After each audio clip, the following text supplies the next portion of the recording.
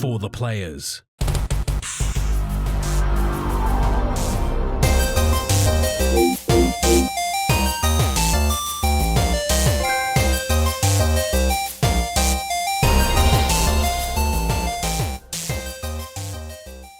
think that's the theory anyway. Should work. I'm Ryan Betson.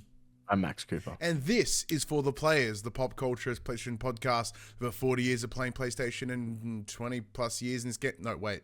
Either way, it's a long ass time in the games media combined. I'd like to thank you for joining us in this PlayStation conversation. This PlayStation conversation happens every Monday morning at 8 a.m. on podcast services, including Apple Podcasts and Spotify, and 9 a.m. on those YouTubes. If you'd like to take part in future conversations with us, you can come and check out our socials: Facebook, Discord, Instagram, and X. All of those links will be found in the description below. Are we swapping? Are we blue skying? I have one, but I'm not going to do anything with it. But if you want to join us as the conversation happens, head over to twitch.tv/thepopculturist. We watch us record this show live, where you can jump in the chat and become part of the show. If you want to support the show, you can tell your friends, tell your family about this PlayStation pod. If you are listening to us on podcast services, be sure to give us a 5-star rating and a written review. Watch us on YouTube, be sure to like, subscribe, comment below. I endeavor to answer every single comment. And if you want to support us financially, you can at patreon.com/thepopculturist, as well as our merchandise store, popculture.com/shop, where you can buy shirts and other assorted shit with our logos on it. Now, Max, I feel compelled to sort of, address the delay. Like, hey, we've been away, we're a day late in the show. But instead, I have much more important matters to discuss. Doubtful, but go on. We have new bird friends. To me, that's very important, Max.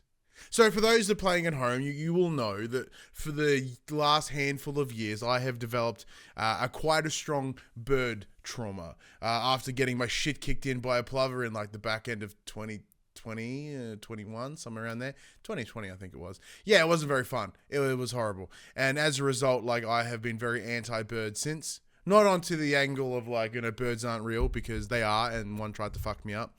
But, I've been very hesitant. And I love how you're laughing, because it is a funny story. I'm not even laughing at your story. Oh, boo. Are you being distracted by Facebook again? I may or may not have been sent a funny Diddy meme again. Oh, the Diddy memes are next level. But anyway, yeah, so I've been dealing with this whole bird trauma. And as a result, I've been very like, fuck birds, dumb, don't care, don't like them. However, I did have some friendly magpies at my old house. And I was really sad to see them go, because they were really nice and chill, and they would come and wander around, and they weren't even scared of you. Also, magpies are the mortal enemy of the plover, which is the best thing in the world. So on the weekend, I heard like this bird going ballistic in the courtyard. I'm like, what the hell's going on? Go out there, and it's a little baby magpie and a daddy magpie, and he's like looking for stuff to feed the bird. Now, granted, after the housewarming party we had, Max, we left a bunch of shit just on the, like, someone dropped a thing of olives, so we just left it on the grass. I'm like, something will eat it. Turns out the answer is magpies. So we've been friendly with the magpies. We started feeding them, and then they showed zero fear in us as humans. I'm like, that's kind of cool. So then we put it to the test, and my partner Phoebe would just see, like, can we hand feed them? And we totally could, which tells me that, except I think I may have talked about this on the show before, but we're the first people to ever to rent this house aside from the owners who lived in it for like 40 years. So I have a feeling there is generational support of these birds. Because, they gave no shits, and it was lovely, and it was awesome. So we went out, and I bought them some proper food yesterday. When they came around today, they didn't like it, which means I may have prepared it wrong. But they may have also just been spoiled from the mince and stuff we gave them the other day, because it's not mince, but I don't know how to make it. Apparently mince is not very good for them, Max. But in short, I haven't heard any plovers in the last like week, which is a good sign, because working from home, I don't go anywhere. And then to hear plovers like flying around my house, dive bombing, squawking, I'm having like Vietnam flashbacks all the time at my desk, and it's horrible. But now, I don't hear it. It's the best. It's so fantastic.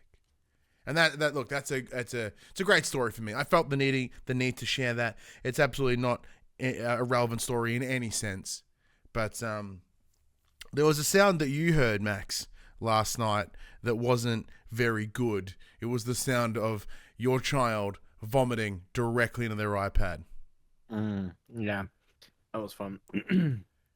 So we went to the pool yesterday. We did.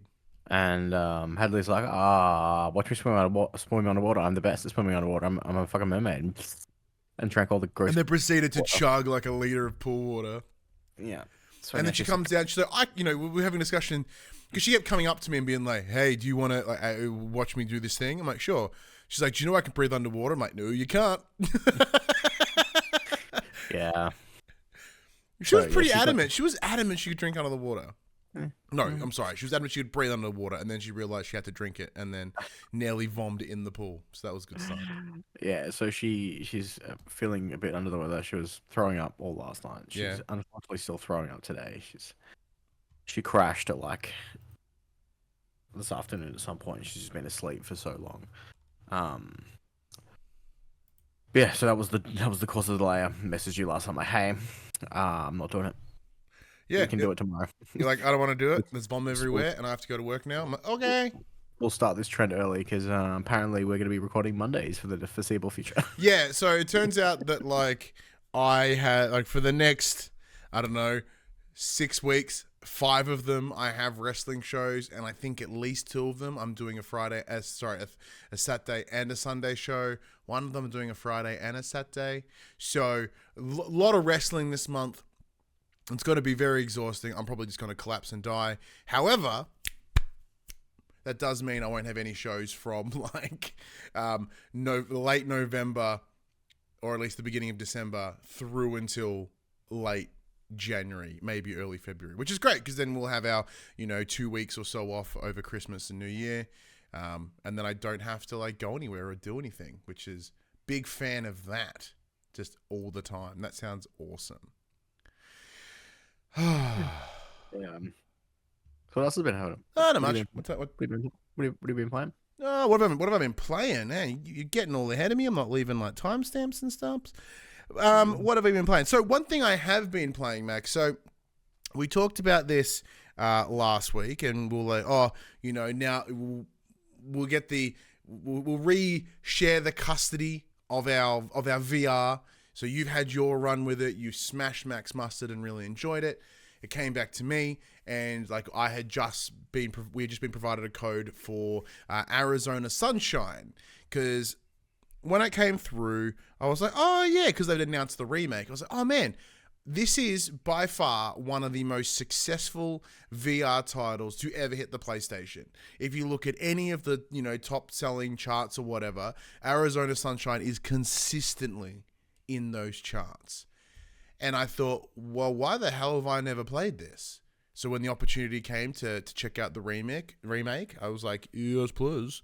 So Arizona Sunshine is a PSVR 2, or the remake, I should say, is a PSVR 2 game. It is a zombie game where you play a gentleman. The story itself doesn't seem very prominent at the moment. But I played for like, I don't know, an hour or so because it's VR and I hadn't played in so long. I was like, oh, I'm going to like be careful because I could like vomit any moment. So anyway, Arizona Sunshine, it's a zombie game. It's a, completely free roam hand game. So the idea is, at least so far, is just progress through levels to get to an end goal. The zombies are in the way. Fight them as you see fit. Therefore, Max, it is predominantly like a gun game. It's all about shooting. So you'll have in the game itself, you've got your little belt. You have all your ammo stocks in front of you in like little satchels, which you have to reach through. And you've got 2 guns on either hip, and then your back for a larger gun, whether it be a rifle or a shotgun or a machine gun or whichever.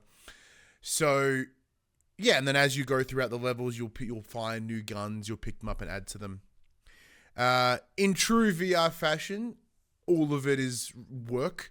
So you pull the gun from your hip. You've got to press the button to eject the mag, put the mag in, cock it back, and all of that, which just adds to the immersion of the game, which I thoroughly, thoroughly enjoy.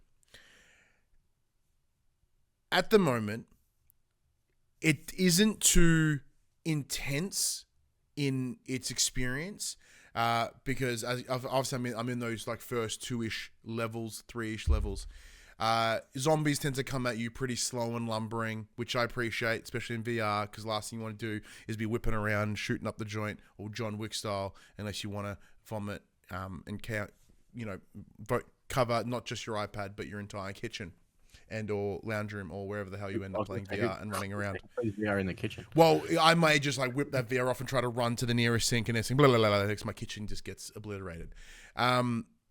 So yeah, they come at you reasonably slow, but they'll come from all directions, which it can be intense, but it's not overwhelming until they get up close to you. Like once they get within like reaching distance or just out of your wingspan, like it gets gnarly really quick because you're seeing, full scale heads getting up in your face. But like I find the tracking to be really reliable, so I can kind of just go pang, pang, pang, pang, whoop, pop, pop, pop. That's all my gun noises that I've been making when I play the game. The game doesn't make those noises, I do, because I feel it's important to make the noise when you're playing the game. But there's a bunch of other different interactive things within the game as well. So the area one of the areas that you first play in, there's a bunch of cars, and you can open the doors of the cars. You can look inside. You can open the boot. So this is where you'll find little collectibles and ammo and other weapons. So that's kind of fun to feel like a more interactive world. What else is there? I found other various weapons like a crowbar. I found a shovel. And the shovel was awesome. I was like, what I can do with this? And I let a zombie get it, like, a good hunk close to me. Swung it in, full hopes of, like, maybe I'll lodge it in their head.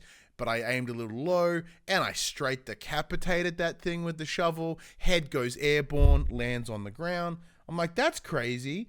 Wonder if I can pick it up, because it looked interactive. Picked the head up, and it was like, all those horrible cartel videos you see on Twitter when you don't want to. It's like someone holding a head that's been removed from a corpse. I'm like, that's insane. I was like, wonder if I can the jaw. So I did. I started bumping the jaw, and I had full physics as I'm swinging around in my hand, and just an unnecessarily cool little feature. But then by extension, you've got I had the shovel, wang some other zombies with it, and like they have, buildable damage, like it'll shake a big chunk of their head out, or it'll hit them in the chest and leave a big wound. The game is by design violent, as it should be, because it's what it is, but it's not so abhorrently violent. Like you're not getting a and then get like blasted. It's like soft. Sorry, I should say it's like a hard cartoon violence almost. So it's not confronting. My kid loves playing VR. Am I going to let them play Arizona Sunshine? No, not at all. But I'm going to play it and thoroughly enjoy it. Have you checked it, Arizona Sunshine out in the past at all? No, Thanks, Max. Not at all. Has it? Did it ever catch your interest? My OG PSVR extent was like rhythm shooters or rhythm slashers, I guess you could call Beat Saber. Oh yeah, and there was like Audica, and that was a ton of fun as well. Yeah, Audica, which was Beat Saber but guns. Any questions or anything about the game? I love a good butt with gun. I look forward to playing it when I get custody back. Oh, because I gotta run through this, and then Max Mustard, and then I'll come back. I was like this close to being like, oh no, I forgot the VR. Oh no. And I'll be like, all right, let's bring in this next time you come around. But then my son was able to play some Horizon again this weekend, and he took it on, and he beat the Thunderjaw.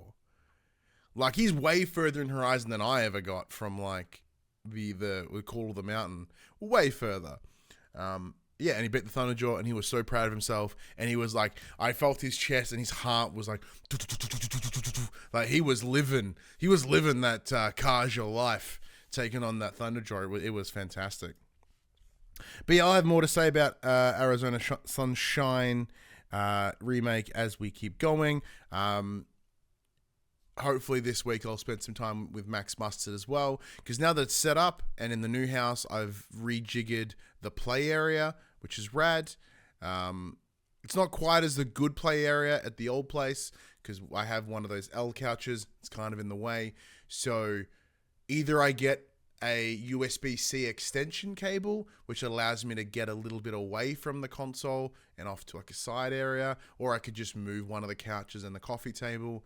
But that seems like a lot of effort. And what I want, Max, is I want the least amount of barriers of entry to playing VR, because I feel that is the thing that stops me every time. Is that it's slightly more work than I want it to be. What have you been playing though? I get that. I have been playing. I was gonna say one game earlier, but that's just a complete lie. I've been playing Black Ops 6. Yeah. So Black Ops 6 came out this week, which is intriguing in and of itself because it's reviewing reasonably well. Yeah, it's getting like 9s for its campaign. Not that all of it. And which is bizarre because the campaign has been the thing that's most consistently kind of poos, at least in the last couple of years. I mean, I haven't checked out the campaign. I am here for one thing and one thing only, and that's to shoot zombies. Which is funny because that's the exact same thing I did this week, so that's good. That's lovely.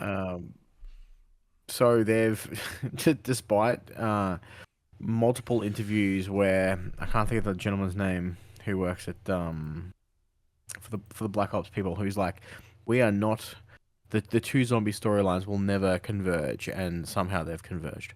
So I don't know if they're like just ignoring him or they're retconning all that nonsense. But there are things from both zombie storylines that are in these new levels. Mm-hmm. So at launch there are 2 levels. Terminus, which is a bunch of little mini islands, and the other one, Liberty something, which is like a little town. And each one, as all the other zombie maps have had in the past, they have their overarching story, big Easter egg thing that you can do.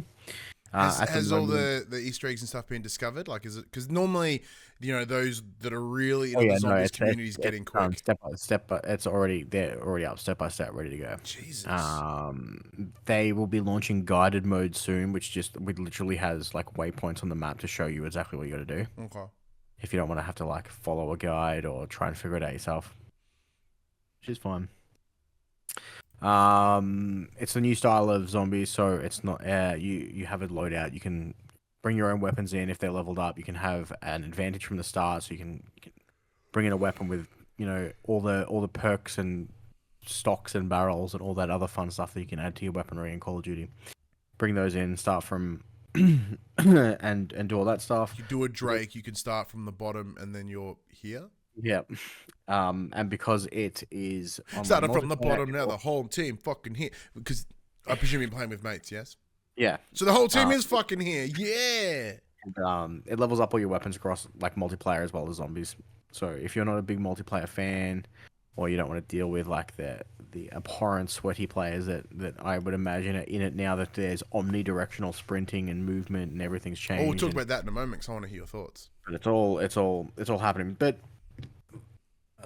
these 2 maps leave something to be desired. They are not the funnest of launch maps that we've had in the past. Oh, they're fine. They seem more bland than other maps, and there's a lot more like tight enclosed spaces, and there's just way more zombies than I ever remembered. Well, I assume with the advantage of as the series has progressed and they've got these more powerful consoles, they've intentionally wanted to load it up with the zombies, right? So is this a circumstance of we've got all this space, got this power that's loaded? I would imagine so. But then in the same thought, why then scale back the complexity of the level? Yeah. I mean, new systems, new movement, new zombies. Like generally, the first few maps are less complex than those DLC maps that come out. Oh, okay. Well, if it's a common thing, once again, I haven't played zombies in years. Is it so you can learn how because obviously with the range of zombies, they come different speeds and attacks, etc. Well, no, I don't think there's any new zombies that we haven't seen before. They've changed up like. There's no longer dog rounds. They're like little spider wankers now, which is fine. They've brought back like the mini boss zombies, so that you've got the Mousers from the last one is come back. So he's picture like a Big Daddy. Oh yeah. From Bioshock. I think the amalgam is new, so it's kind of like this creepy, multi-headed, multi-limbed, creepy fucker that grabs you and tries to eat you. But for the most part, all the like the zombie specific perks are the same. So you saw your Juggernog, your Speed Collar, all that stuff. They've added a new one called something. Essentially, just gives you like a super punch, Mm-hmm. which is fine. It's nothing too terribly exciting. But the way they've changed it up this time is in the previous game you had essentially like super weapons or special abilities you could use as you killed zombies. I think they were called like field something. But they changed the way how you gain, how you level those up. So in the last game, you would have to extract with, it was Ethereum or whatever that purple crystal nonsense was that you were collecting. In this one, you have to research them one at a time, which is really shit because each perk and each field upgrade has like 6 upgrade points on its upgrade tree. So to upgrade them all is going to take fucking ages because you can only do one at a time. Which on one hand I understand if like you're having a really ripper run and you're like 100 plus rounds, you could theoretically knock it out in one go.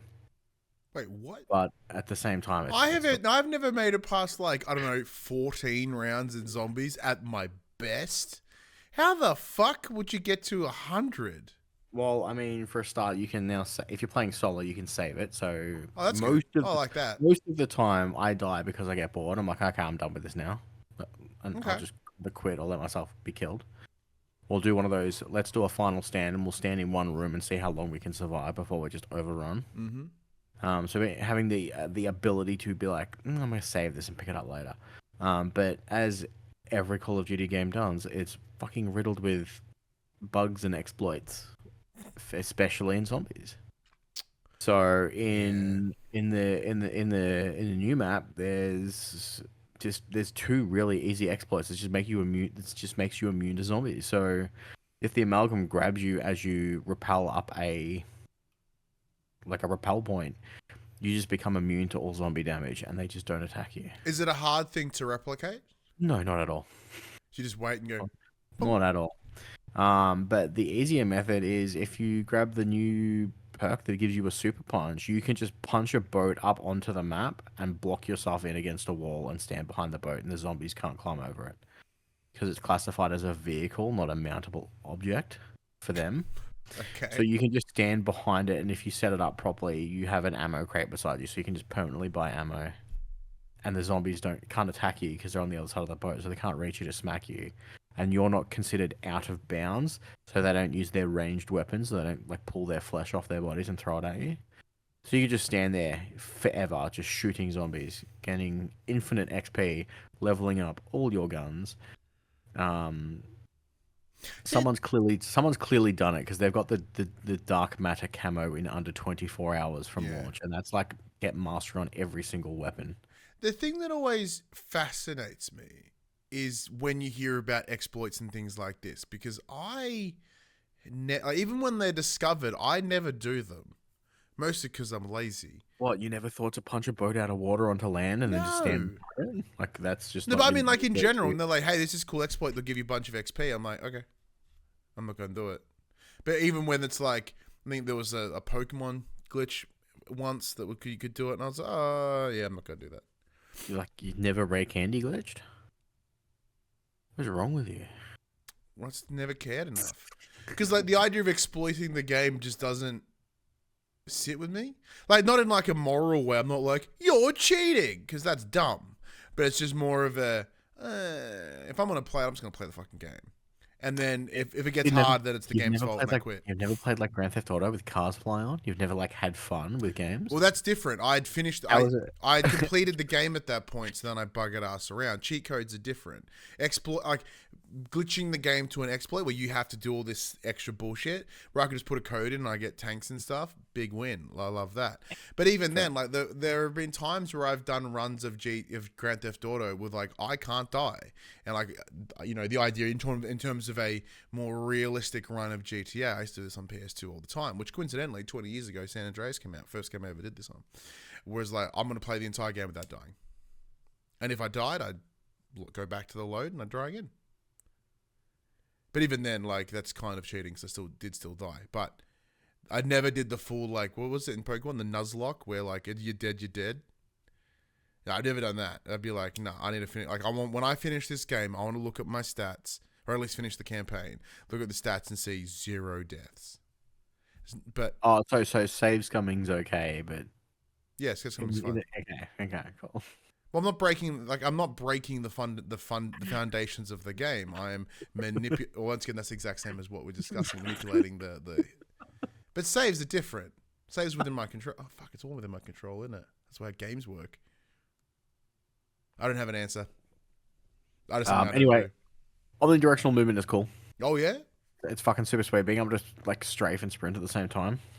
Love it. Well, because the problem that I always had is like you can run forward and then you just go huh, when you want to go in any other direction. So like anytime, like that's where I would always get wrecked in multiplayer is because I run forward and the second that I turn, I just like and become the $8 million man or whatever. Yeah, I'll say the problem is you also play on like 2 sensitivity, so it takes you ages to spin around.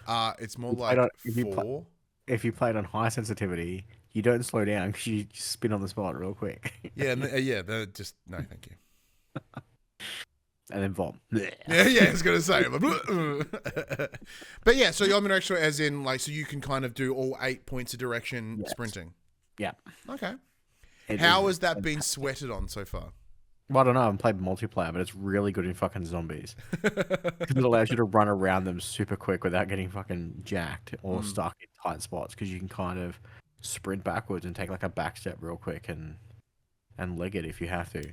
But I've seen some of the trick shot montages that people are already coming out with, and the movement looks fucking dumb. Like, have you seen those ones where people like flick the mouse and they go? I'm like, how can you play like this and not have like some sort of brain deficiency? Hacks.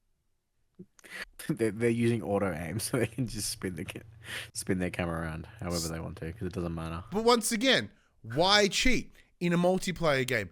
What is the benefit to you? Congratulations, you are better at something that is literally irrelevant. To some people, that's all that matters. Let me reaffirm my brain deficiency. I saw a funny post. They're like, what was it? We need 2 lobbies in Call of Duty. We need the lobbies for people who don't have jobs. Yeah. And we need the lobbies for people who are like parents that work full time. Yep. That don't have to deal with these assholes that play 18 hours a day. Yeah, and absolutely. Like, as someone that is employed and also has a child, just like yourself, there was a window. Even when we played a lot of Call of Duty back in the day, like back in the PS3 times, we were both working then too. Yeah. So like, we spent a lot of time in Call of Duty, and I didn't get much better, but. Yeah, every time that I remember, I think it might have been Black Ops 3 or Modern Warfare 3, one of the two. Or Modern Warfare 3, I think. When it came out, and within a week, I'm already like, this is fucking dumb. Like, everyone on here is an idiot. And I can't play with them. Because, like, me with my old man reflexes at 23 was having a real rough time. So here I am. Right, I'm 35 next week, Max. And do you think my reaction times have gotten better? No, they've gotten staggeringly worse. Funny that. Yeah, it's. Oh, but then again, now that I'm very aware of my brain being dumb, maybe in peak Ritalin time, which is very inconvenient because it's like 1 in the afternoon when I'm working, that I can't like fully take advantage. I'm like, oh, maybe I'll be really good at Call of Duty if like take lunch break. Well, I do play games on my lunch break, but it's almost like trading card game simulator, which is not very helpful because I don't need to use all the brain power. But that's kind of the point. I want my lunch break to go still receive the stimulus that makes my ADHD happy, but like not so cognitively intense that I'm like after my lunch break. I used to play DMZ a lot on my lunch breaks. That's what I used to do. Dude, DMZ was so good. Fuck, I miss DMZ. I'm so angry that they stopped updating them. So, well, final question, and I do believe it is the most important question about Black Ops before we jump into what else we've been playing. Are they still Nazi zombies? Yes. Oh, good. I just wondered because it's referred to as zombies now. It's no longer referred to as Nazi zombies. I assume are they concerned that the Nazis would be offended because fuck them? But concerned that the Nazis really made them. I don't know. Yeah, no. And the other game I'm playing, obviously, is still Metaphor ReFantazio. I am now like 30 hours deep. I have been getting up all of my royal qualities are now at level 4. I think the max is 5. So I'm killing those personal attribute traits. Mm-hmm. My royal virtues is what they're referred to as in this game. I'm Suddenly killing got that. really bright in here. Like nothing Yeah, changed, but I got really. Nothing changed. The story is going some places. I still haven't met everyone, so when you have your own free time, one of the keys you can push opens up all of the essentially all of your allies who you are linked to progress your your social points with them to unlock more of the archetype tree and all that fun stuff. But I've still got a few question marks, so there's still people that I haven't met yet because I'm still still pretty early in the bloody game, to be honest. So essentially, as I mentioned last week, they're trying to find the new ruler by essentially public opinion. I am now ranked 20th. I'm 20th. Don't ask the public. The public suck. Well, yeah, I know, right? There are a lot of horrible fucking people in this game. In the public. Well, because I was going to say, like, one of the big things that I heard about is this is not like heavy-handed, but he's certainly really hitting the racism or angle, as in like it's essentially a big allegory for racism. Yeah, and there's definitely a group of people that are basically the Catholic Church that are also kind of terrible. Good, because the Catholic Church is terrible. Sorry. I'm glad they nailed it. Yeah. But because again, like immediately when I played the prologue, you walk up and someone just starts calling you a slur. Like immediately. I was like, okay, I know what this game is. Like, yeah, you haven't even they didn't revealed the main character yet, and you're just like your little cart or whatever gets pulled up and some guy's like, do you have any of those blah? And he sees you and he's like, you, and says slur, and then like then you get thrown off a cliff. Yeah. I was like, okay. Yeah, a lot of people are just real pieces of shit in this world, much like this world. Enjoying it though, unlike this real world. It is so good. It really is really good. And because it doesn't have that fantastical style that like Persona or SMT did. Oh, do you mean like the real like exaggerated, amplified sort of feeling? Yeah. Okay, because fantastical is exactly what Metaphor ReFantazio is. It's in the name. It does because it's a more grounded world, despite the fact that these monstrous humans they're referred to are the pinnacle of evil. Yeah, because I did like that in the opening thing. It's like, this is a different world where there are no humans. I'm like, what? But there are humans. Yeah. They're just grotesque. Body. Oh, yeah, that's right. Yeah, they're all fucked up. Yeah. Good times. The game's great. It's just like real humans. Yeah, pretty much.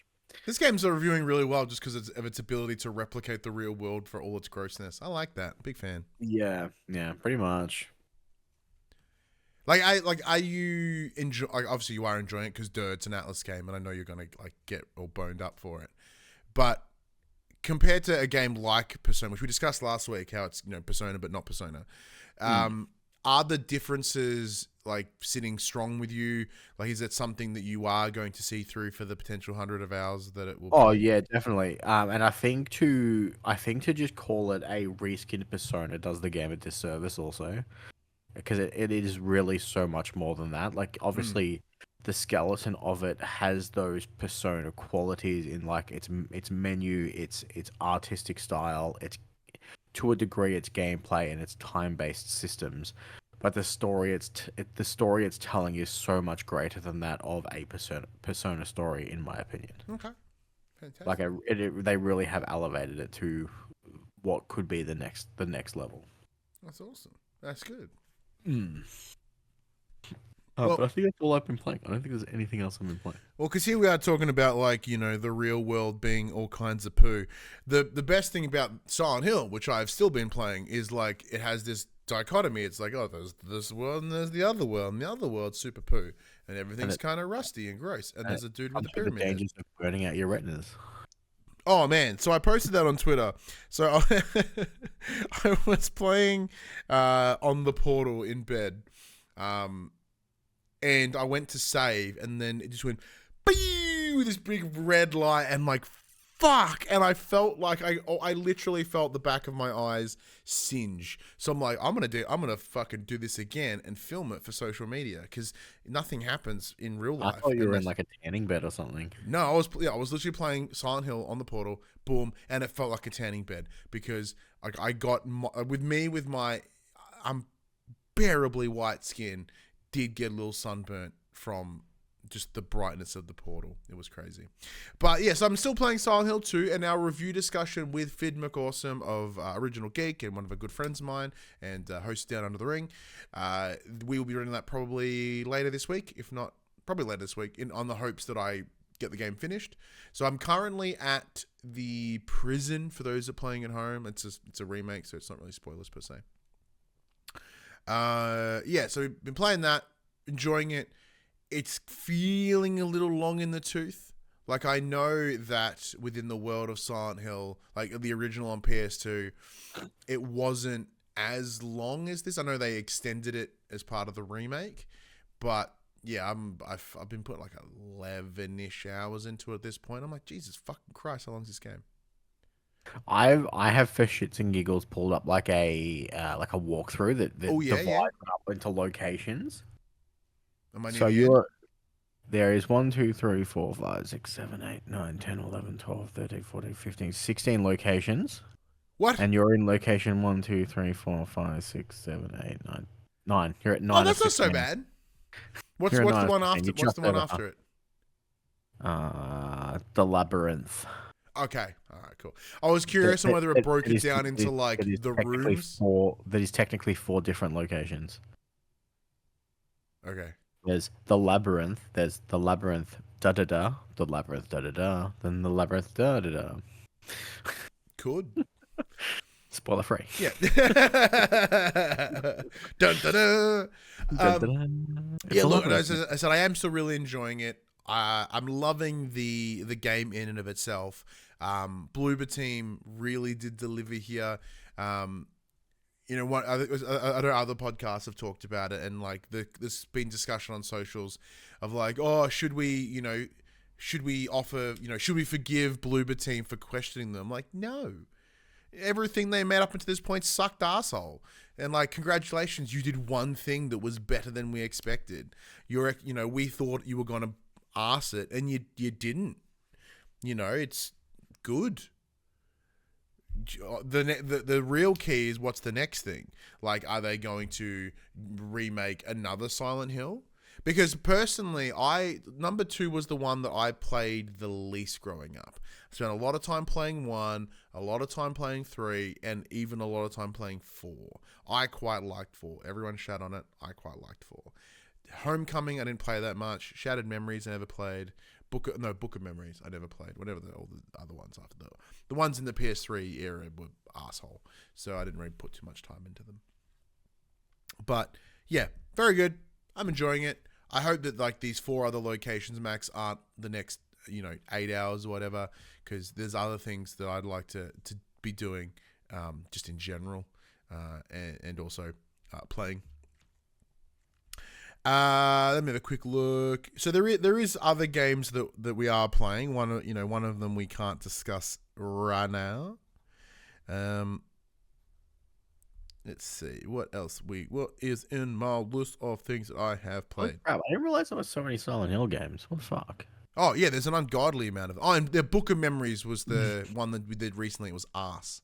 We've got Silent Hill, Silent Hill 2, Silent Hill 3, Silent Hill 4, The Room, Silent Hill the Arcade, Silent Hill Orphan, Silent Hill Origins, Silent Hill the Escape, Silent Hill Orphan 2, Silent Hill Homecoming, Silent Hill Shattered Memories, Silent Hill Orphan 3, Silent Hill Downpour, the HD Collection, and Book of Memories. Mm. And then Silent Hill Ascension, Silent Hill The Short Message, Silent Hill the 2. Short Message. That was the one that was, that was a bit poo. And then Silent Hill. What the fuck is Silent Hill F? And Silent Hill that's the Downpour. upcoming one. Yeah. The more you know. Nailed it. Oh, and I've been playing more Dragon Ball. Dragon Ball's great. Are you still loving it? Still good? I'm still loving it. I'm still loving it. Oh, Yeah. and obviously a new Astrobot level came out, Yep. so my daughter's hit that hard. So, well, because my son's finally jumped in at both the speedrun levels. He enjoyed it. I didn't realize that the two birds were like each of the bots, because the times that I ran them, I just got them. I was like, sweet. Where like my son ran it and only got one of them, I was like, that's intriguing. Yep, gotta beat the times. Yeah. Yeah. The second level, which is the elephant level, you know, whatever the elephant level thing name is called. I have seen some incredible videos. So a friend of the show, Real Dave Brown on Instagram, he posted a story of his run. Did he show you that you can jump off the seal? He jumped off the seal! Yeah. And like it changed everything for me. I was like, are you shitting me? Because here I am going all the way around. And he just like, guess what? You can go this way and you can dodge almost all the levels by doing the ramp thing with the ice. I was like, fuck. Yeah, it's a fucking tight jump though. Oh yeah, like you've got to really nail it. And even then, like I jump the first corner, land straight on the goo, and then you jump straight to the seal, fucking fling yourself, and then you jump straight off again and just go ramp, and you're almost to the end. Yeah. So what's your time? I don't know. I'm like 4 seconds behind world record. Oh, I'm a lot. So I'm not even in the top 2,000. I'm not even close. I think I got like 40 something seconds. I was like, okay. My friend's son is in top 700 for the first level. He had to rebind his keys so he could use R1 for the dog thrusting. Hot. Yeah. Wait, you can do that? Yeah. Oh, with accessibility mode, I suppose, yeah. So you just change R2 to R1 because you can spam R1 faster than what the trigger presses. That's true, especially with that like adaptive trigger. Like there's a bit more distance. And if you don't have the elite, which you can change the activation distance. Spam the shit out of R1 and you can kind of just boost through the whole level. Sneaky. Yeah. But anyway, let's get into the section where we call Inform the Plays. We tell you about what happened this week in PlayStation. Now, Max, the first story is intriguing to me, mostly because what they're discussing I've never heard before in my entire life. So keeping it in-house, there's been little mention of the quote SIE Live Service Center of Excellence since Sony acquired Destiny 2 team Bungie a few years ago, but it still sounds like the initiative is going ahead in some form. Bridget O'Neill, a lead figure at Bungie Creative Studios, has shared her team will be joining PlayStation, quote, to build the foundation for a creative team that can support all of PlayStation's live service games, end quote. O'Neill continued, quote, this opportunity to share our experience working on Bungie titles with other studios that are building live service games is so exciting. Live service is hard and comes with a unique set of challenges. So, with PlayStation and Bungie, guys said that's so funny. You said that with so much sass. I'm like, can we confirm if that was delivered with that much sass, or was she genuinely excited, or was she being real cunty about it? Like, so exciting. Live service is hard and comes with a unique set of challenges. So with PlayStation and Bungie working together, we will be able to give a huge jumpstart on development for new games as they enter the super competitive market. You can tell how fucking keen I am for more live service games in my life. Since purchasing Bungie, the PS5 maker has released Helldivers 2 and Concord into the live service market to very contrasting successes. Oh, yeah. It also has Fair Games and Marathon on the way from Haven Studio and Bungie, respectively. In that same period, a multiplayer spin-off of The Last of Us from Naughty Dog was cancelled. Publicly, at least, this is the first we've heard of Sony starting to absorb Bungie staff following a harsh round of layoffs earlier this year. 220 staff members lost their jobs and a further 155 employees would be integrated into Sony, quote, due to rising costs of development and industry shifts as well as enduring economic conditions. In the months since, Bungie has committed to releasing Destiny 2 DLC through to 2026, while also working on its upcoming title, Marathon. At the same time of the Live Service Center's announcement back in May of 2022, it was said that Sony wanted to begin learning from Bungie within 3 months of the deal's closure, which happened 2 months later in July.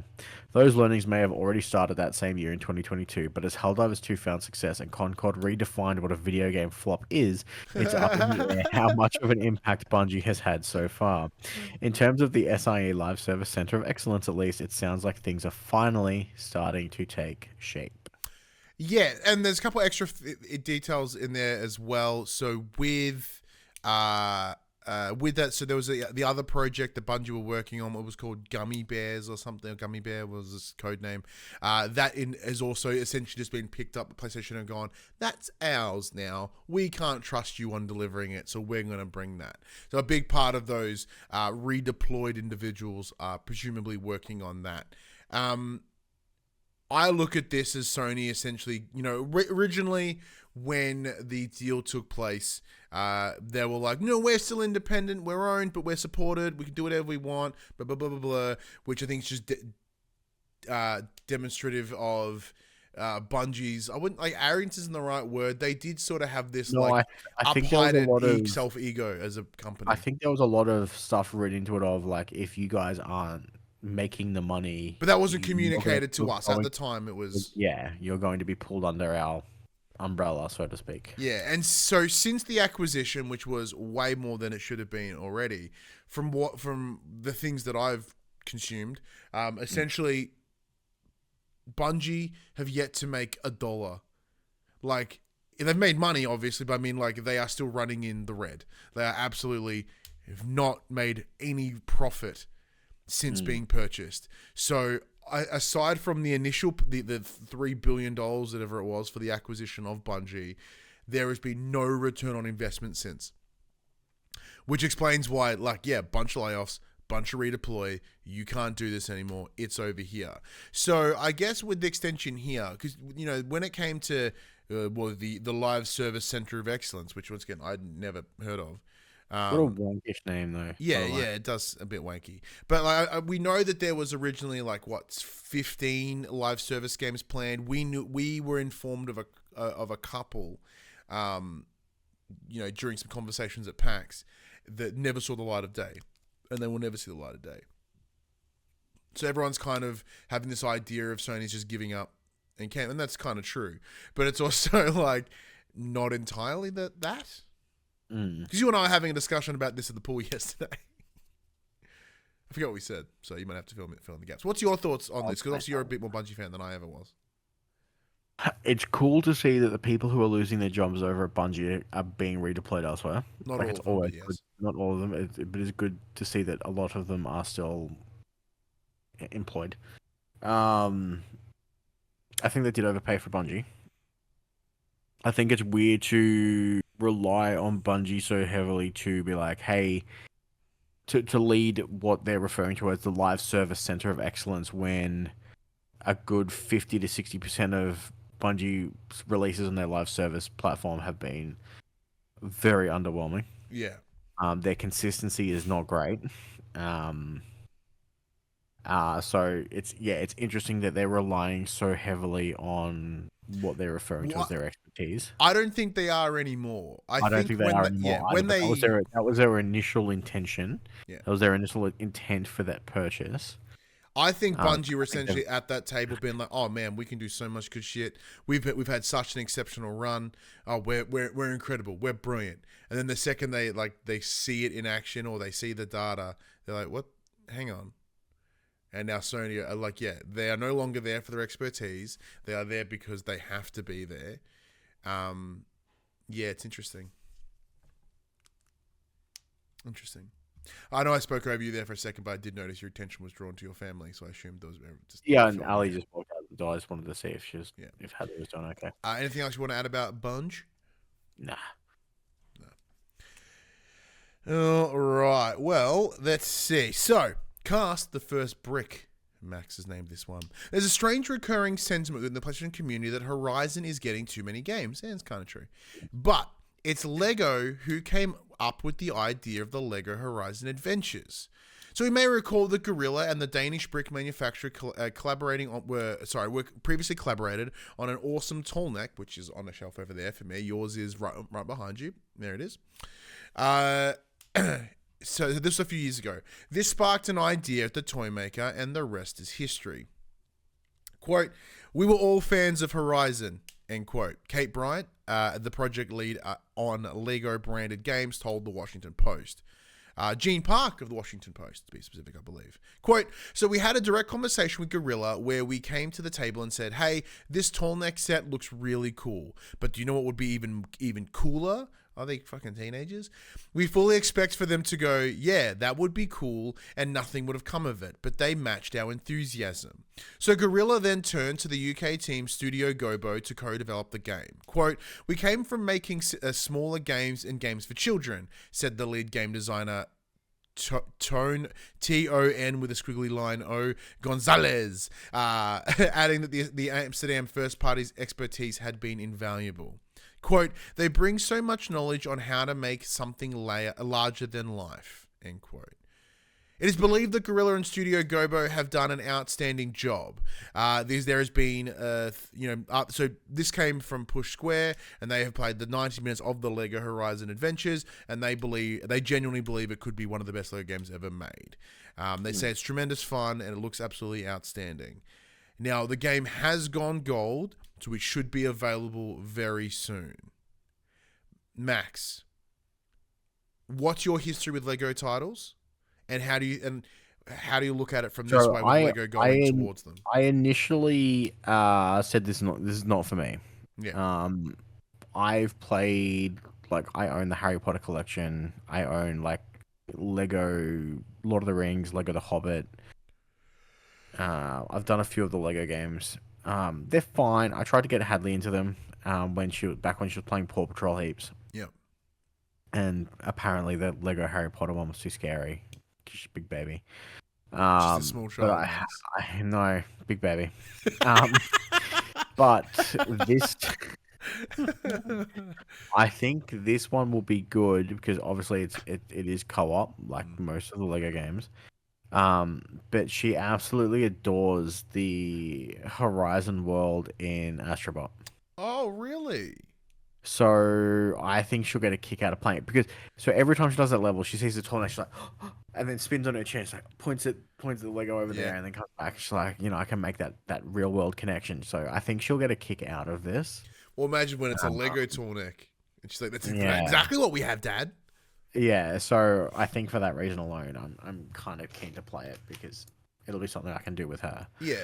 Like, I'm in a similar vein. Like, I know my son will enjoy playing Lego Horizon Adventures, and I also know that I'll enjoy playing Lego Horizon Adventures because I do genuinely love the Horizon games. I think they're great. I would argue that there might be too many, but at least with the remaster coming up, we were discussing this in the pool as well. Around the motivations for the remake are more, if people pick up the Lego game. They go, oh, this is actually really kind of fun. Then they see the remake is available.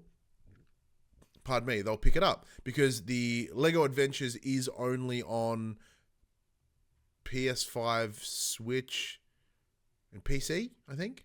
Maybe? Yes. No. Yes. Sounds about right. Yes.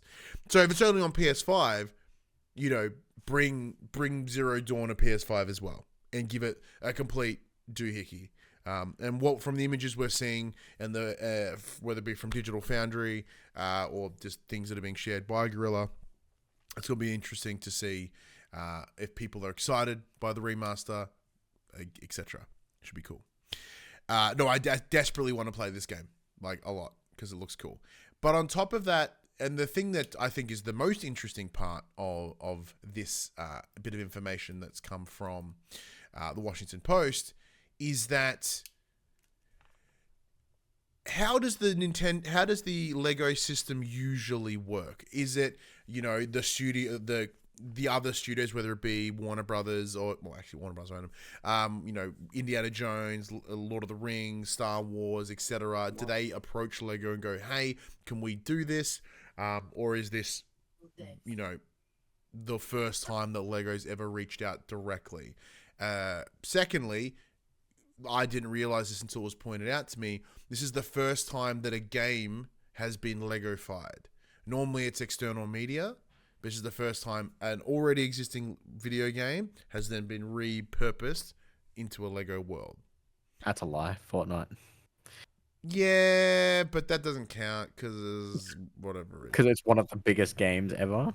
Yeah, but like that came after the Horizons announcement from memory. It was kind I of an don't interesting thing. think it I don't know. did. But at least, I'm you know. going to be argumentative for the case. Oh, no, absolutely correct. Fucking correct. Please correct I me. don't know. Is it?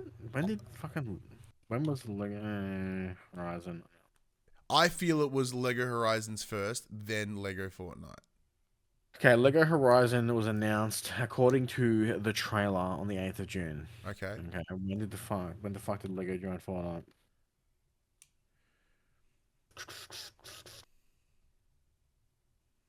It was 7th of December last year. Ooh, I was so wrong. Ooh, I'll take that. No, that's my bad for repeating what I heard somewhere else going, oh, that sounds accurate. Because I don't think about Fortnite. So when I heard that, I was like, yeah, that's correct. Yeah. Because it's essentially Minecraft in Fortnite, but it's Lego instead of Minecraft block.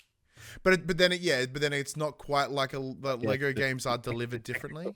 Technically, it's not a Lego-fied version of a game that exists. Yeah, but is a Lego game. Yeah, I'll take that.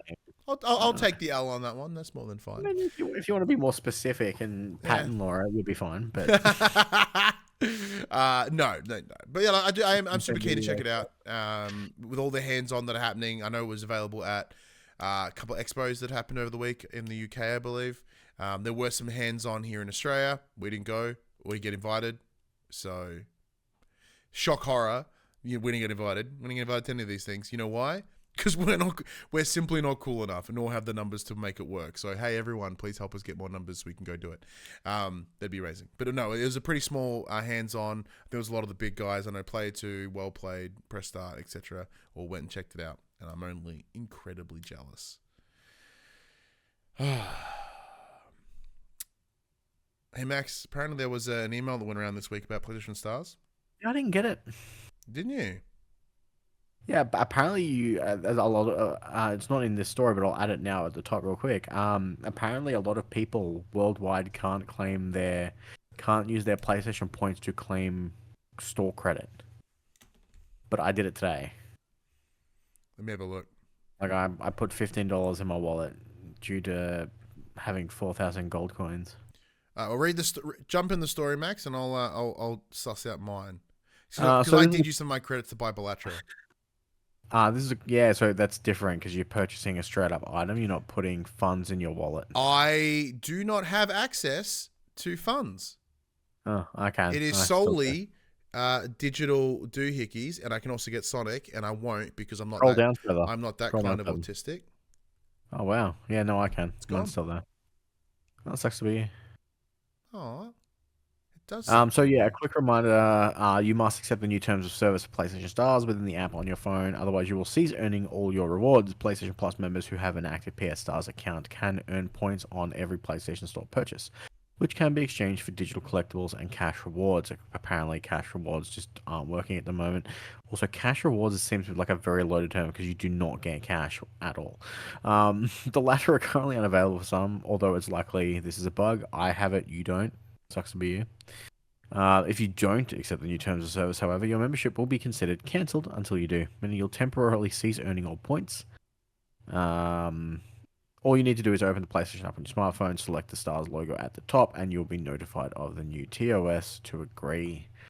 Once you have completed this, your account will be considered reactivated, and you can continue using your points as per usual.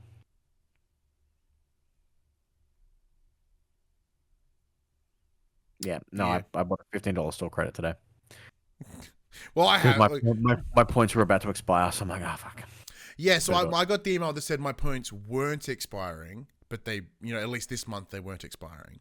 But, I was all right. Well, so I picked up Balatro, and then I have enough coins left to. I'm gonna just pick up Pal World because I'm not gonna pay for it. But dude, Balatro's so good. How do you have so many points, you fuck? Because I never claim them. I never use them, like literally ever. And no, I've only ever used them once, and I bought Balatro. Yeah. Like the entire time I've had PlayStation Stars, this is the first time I've ever claimed anything. So that's probably why I have so many points. And I also don't check it a lot and claim like the 50 points every month for playing. PlayStation Plus game. Well, because that I don't do because I don't end up playing them, but I do enjoy like getting like little digital trinkets because they're fun. Because yes, as you're speaking of, like at the moment they've just with Sonic coming out, there's a Venom one. What do we got to do? Play any game. Oh, I can do that. Please hold. So and the other challenge we have is a lot of them, especially the coin-based ones, are like purchase this, and due to the nature of our beauty and beautiful scenario that we're in PlayStation games, so we don't get that bump. Yeah, I'm stuck on level 3 stars because I don't purchase it. I have to purchase one more digital game to like level up. I'm on 4, and I think that's because I've bought my son some games that we didn't have. Yeah. But I worked out well. Stars is cool. I still like Stars. This is a bit poo. Yeah, what you gonna do? Next story. Don't you forget about me, says the title. The US Copyright Office has determined that it will not alter existing DMCA rules to allow for the preservation of video games in repositories, and archives across the country. This news comes following a 3-year battle by the Video Game History Foundation to desperately find a path to preservation for games that are in danger of being lost forever. Previously, the organization revealed that around 87% of all games released before 2010 are virtually inaccessible, owing to changes in technology, consumer habits, retail operating models, and the simple passing of time. If we go beyond that and looks at true nostalgia retro gaming, which is technically from PS3 onwards, which is fucking confronting, backwards I should say, we enter a vast world filled with consoles, games, and peripherals from yesteryear, all of which are steadily falling into an abyss due to the lack of official preservation practices. While books, movies, and music and the like were all preserved under DMCA law, video games have never fallen into a legitimate category. In the retort published by the US Copyright Office, which lent on comments made by the Entertainment Software Association, the ESA, it is said that the petition from the VGHF was kicked because they, quote, did not propose a clear, I had a stroke apparently, a clear requirement to know who the users are or why they want to access a game. Okay. Earlier, the ESA have said, yeah, they want to play it. Enabling a widespread remote access to preserved games with minimal supervision would present a serious risk to an important market. The Video Game History Foundation insists it's not finished with its crusade, but the rules are relatively black and white currently. In an ideal world, a digital repository of archive games, would exist for users to check them out and access their contents through emulation platforms. But it admittedly becomes quite hard to police who is accessing them, and when, and where. Max, I feel that this might be within an area of your interest more than mine. Not that I care about game preservation, I absolutely do, but very rarely do I go backwards. I also very rarely go backwards, but there are times where I'm like, hey, I remember this really cool thing that I used to be able to do. I'd love to be able to do it now. And there are, some websites that still will play like old DOS games or stuff like that. Like they exist, but it would be cool to have like one official spot where I can go browse a library and be like, ooh, I wonder what this is and check it out. Like I floated the idea of like having the Criterion collection of games. And like, at what point, like, they're saying that enabling widespread remote access to preserved games with minimal supervision would present a serious risk to an important market. They're not marketed anymore. Yeah. That's why they want them available in an archive. They're not going to be sold again. That people are like, in theory, no one's losing money by having them on there. It's not like we're still buying copies of fucking E.T. from the desert in America. It doesn't happen. Like, I don't see the problem. I'm sure there is some way that we can work it out that this can be legalized. Surely. So, in terms of that last sentence, sorry, go ahead. Like, they say that they did not propose a clear requirement to know who the users are or why they want to access the game. can you not just make it like essentially like an online library where you have a username to log into the software, and you borrow the game, and once someone's using it, it can't be used by anyone else. Therefore, it logs who's using it because it's linked to the username of the.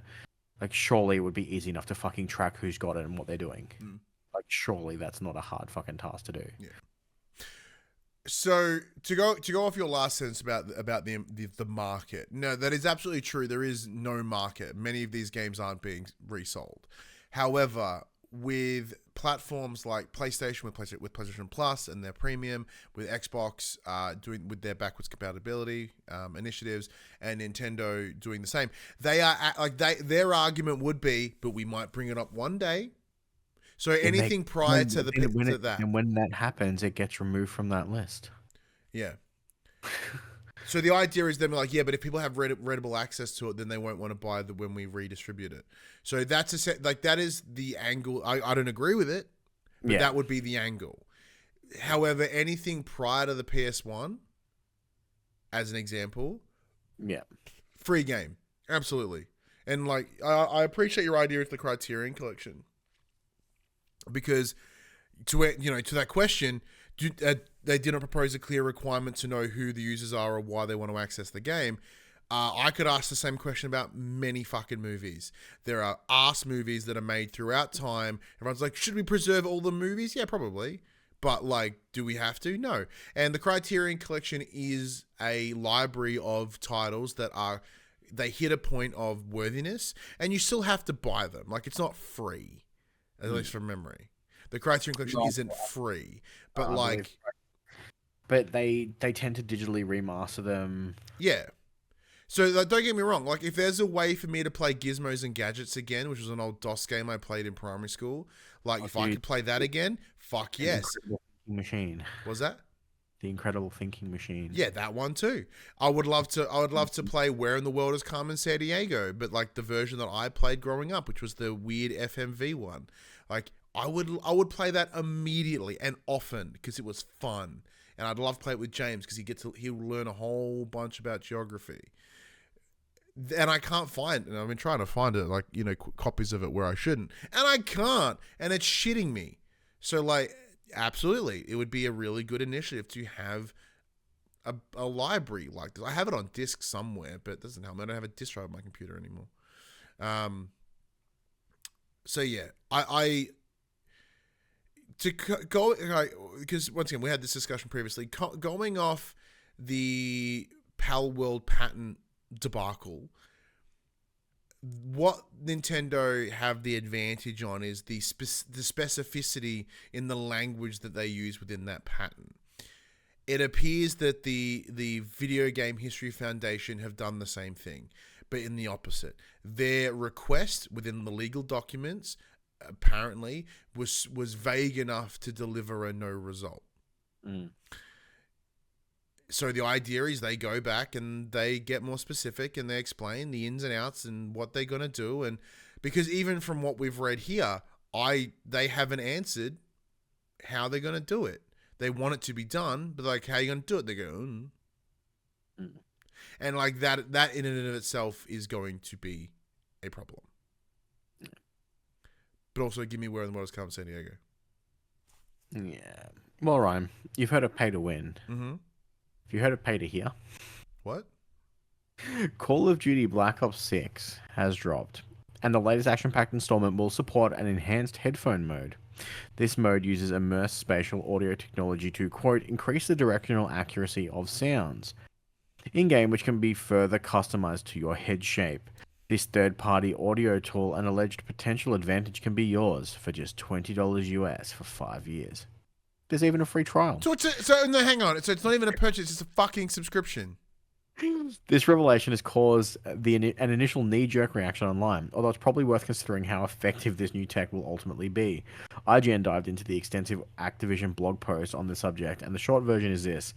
Embody is an audio company that has previously worked on Cyberpunk 2077 and Final Fantasy XIV, with its tech integrated to make games more immersive. Black Ops 6 players can boost this enhanced headphone mode by paying for a premium personalized head-related transfer function profile, quote, specifically created for a Call of Duty soundscape. You thought Department of Excellence sounded like a wank. Activision failed to mention that this service carries a price tag, and with launch now upon us, players are finding out and expressing their concerns. Now, I thought it was originally weird when Mark Cerny was like, hey, can you send me pictures of your ears? And no one ever did, and for good reason. Max, because I play in my lounge room, right? I spent an ungodly amount of money on this Atmos setup. The last thing I'm doing is playing games with fucking headphones on, or playing for some subscription for my headphones. You do play a lot with your headphones, almost exclusively with your headphones. Exclusively with headphones, yeah. Would you pay $20 for 5 years? Fuck that. No. Like per day, that's kind of fuck all. Yeah, I agree, but I feel like that if Activision made a deal with these people, that it should have been Activision footing the bill, and they're like, "Hey, this is what we've done. This is the cool new feature that we've got." Covered it for you. Like fuck, being like, you can have shit garbage audio that we created, or you can pay some other fucks $20 to hear what you should actually be hearing. See, that's a very good point. Is that them going, we did a subpar job of our audio? And then again, once again, they just got how many bajillion dollars from Microsoft? And you're telling me they can't fucking fork out for like some headphone shit? Or is this Microsoft going, can you please make as much money in every possible way as you can? Because we bought you for more than we should have. And PlayStation, their hustle extended out the thing. We spent lots of money. We need to make all the money back. Because even the marketing of Black Ops does not mention Xbox fucking anywhere. Or Game Pass anywhere, I should say specifically. I'm intrigued by the technology as a concept. Like, how does it work? Because, as someone who literally has, mild hearing impairment in my right ear, just from being born premature, like I have one ear that sucks compared to the other, and my hearing's also dead from years of going to concerts.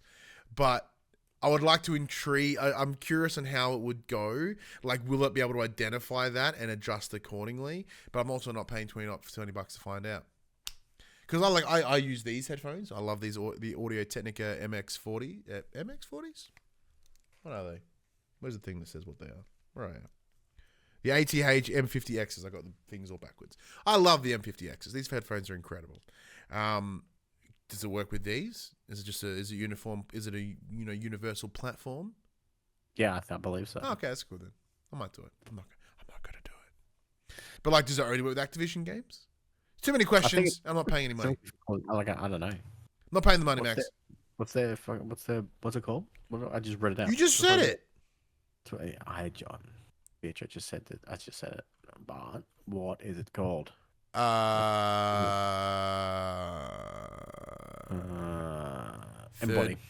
Embody. Yeah, because I don't know.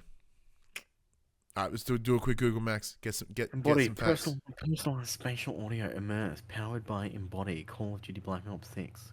The truth lies, your ears don't. Get fucked. Have you ever played Chinese Whispers? Okay. So, Universal Profile available to all players for free. Universal Profile is your entry vector to a deeper level of spatial awareness and accurate 3D sound. Turn on enhanced headphone mode in the sound settings of Black Ops 6 and start playing with any headphone or earbud. Did they just say it was free? This is for mission immersion. This is their trial. Oh. Mission precision, personalized profile. Take your tactical hearing to the next level with a personalized profile. Spatial sound customized to your unique physiology. Every sound is balanced with precision in the 3D sound world. Create your personalized profile in enhanced headphone mode configuration. Try it for free for 30 days. Then click the Get Immersed Game Pack button to unlock for 5 years with one-time payment of $20 USD. So, buy for Steam or buy for Battle.net. And then the fine print is for Xbox Series XS, PlayStation 5, and Microsoft PC Store purchase, in-game enhanced headphone mode configuration. So it's an in-game fucking purchase on the PlayStation. Which means that then it is only used in Call of Duty. Correct. On a PC, it's universal, but a console, not so much. No, it's I don't think they have. Oh shit! And look, my glass over. I don't think they do it for anything other than Call of Duty. Cool. Oh, obviously they do it for Final Fantasy and Cyberpunk, because I fucking read that in the thing. Yeah, before. but like, yeah, I assume it's a PC. I don't think they have custom profiles like they do for Call of Duty. Cool. Well, no, thank you. Yeah, fuck it. Nah, I'm good. The truth lies your ears. Fuck off. All right, quick bits. Microsoft's CEO says more Xbox games will come to PS5. Good. Hours after rumors said porting project was closed. No fucking chance. Anyone that was said they weren't going to do it are dumb, because Sea of Thieves made a stack of cash. And then there's cash in Pentiment and etc. Call of Duty is going to make a pretty good amount of coin, I assume. Indiana Jones probably going to make a good bit of coin. They don't have the luxury of money of, you know, they are being so heavily monitored by Microsoft for their financial processes that they have to make all the money all the time in all the way. I don't know what's next though. Well, I think the final thing will be Halo. Whenever we get the Master Chief Collection on PlayStation, that's the last, and then everything will be probably day and date, and then Game Pass will just be a universal service, rather than the Xbox will be gone and done at that point. Sonic X Shadow Generations has already surpassed 1 million copies sold. Oh, that's a lot of tism. And Monster Hunter Wilds is getting a PS5 beta this week, and it's available right now. Preload's available right now. Goes live at 2 o'clock tomorrow. You download that bitch? Already done. Yeah. Are you excited? Literally, did you not see the chat earlier? So Oh, yeah, I saw. Paul James like, hey, it's available for preloaded. And I'm like, where is it? Can't find it. Never mind, found it. Oh, it's done. I love our internet sometimes. It's fantastic. All in the space of like 2 minutes. Yeah. Upcoming games, Max? I don't know. Dragon Age reviews come out at 2 a.m. according to a bunch of people on fucking Twitter. Well, we don't know. We didn't ask. Like we heard rumblings that like no one was getting codes, and that's kind of what I've seen pretty consistently, at least within Australia. And they've prioritized like streamers and stuff rather than like I said. It's interesting. Like, we're technically content creators, but we work that line between like new media and old media. Sometimes you get screwed by that line between. Yeah, absolutely. But I think now that times have transitioned in, you know, new media, like we were ahead of the curve in some ways, but we had none of the skills and or success to make it viable. So we're here, somewhere stuck in the butt end of new old. I know that we normally only announce PlayStation games, so there are a few big games that are just of interest this week. Yeah, sure, why not? All right, we have Life is Strange Double Exposure coming to PlayStation 5 October 29th. Oh, okay. Monster High Skull Time Secrets PS5 October 29th. Post Trauma PS5 October 29th. Hey, I'm Post Trauma. Hey, I could Red Dead Redemption is coming to PC. It is. That's sick. The Pokemon trading card game Pocket, the game that they fucking showed off like a year ago, coming to phones, drops on the 30th of October. Hang on, so because I've got the digital trading card game on my computer, because whenever my son buys packs, we claim the codes. Yeah, no, different thing, I think. Okay. Yeah. Sick. We have Clock Tower Rewind PS5, PS4 October 31st. I love how you gave that more enthusiasm than that woman who was genuinely enthused about her new role. Oh, I'm so enthused. Dragon Age The Veilguard PS5 coming October 31st. Horizon Zero Dawn Remastered PS5 coming October 31st, following the trend of releasing at the same time as other banger titles, or potential banger titles. Yeah. Shadows of the Damned Hell Remastered PS5, PS4 coming October 31st. Slime in 3K Rise Against the Despo PS5, PS4 coming October 31st. We have Albatross coming out PS5 November 1st. Famagia PS5 November 1st, and that's it. Oh, Famagia, that was the one that caught my interest because it had farm in the name, which implies that it might be a farming game.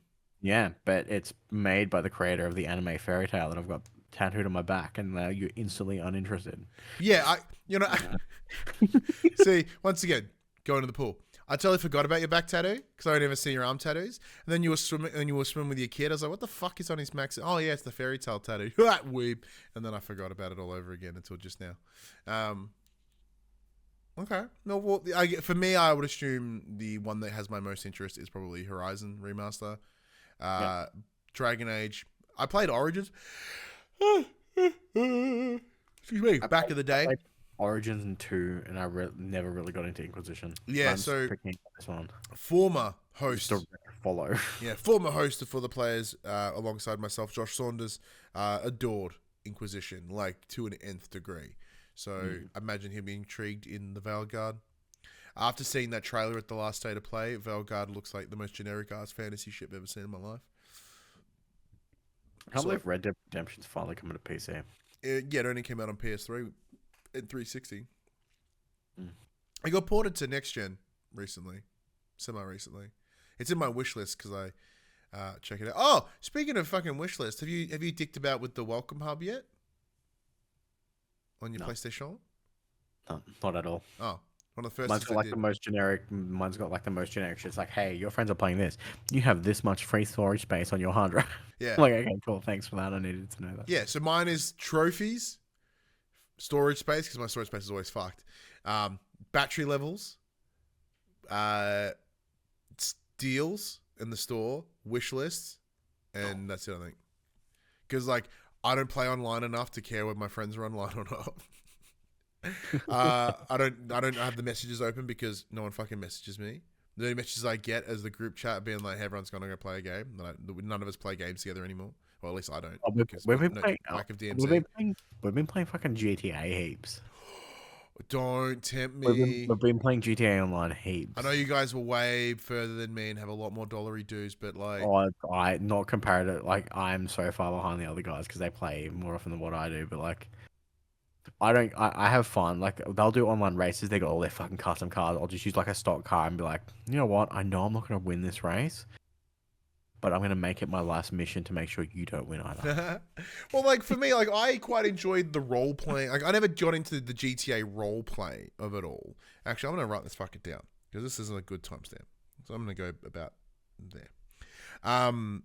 Yeah, so I quite like the role-play of GTA in terms of, you know, having like the bikey club, and then I would enjoy doing the bikey things, you know, like that was the fun for me.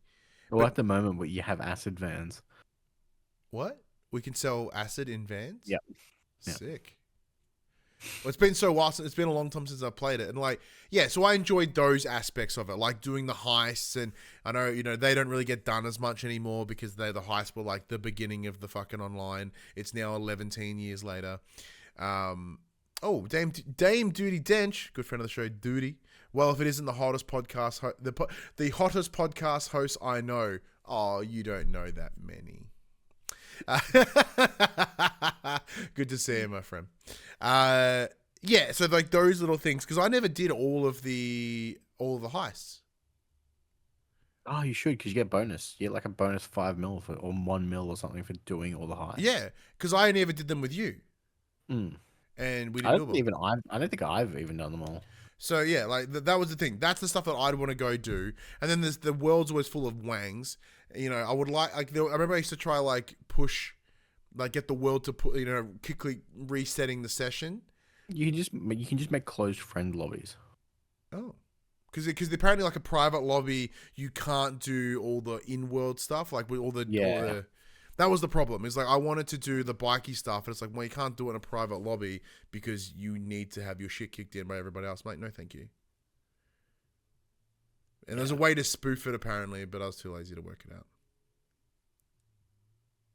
Love a good spoof. Yeah. Once again, going back to our first topic, I'm like, oh, spoof shit. But yeah, GTA Online is fun, and it is about that time, Max. Because there's one of those things. It's almost Christmas. So it is always Christmas.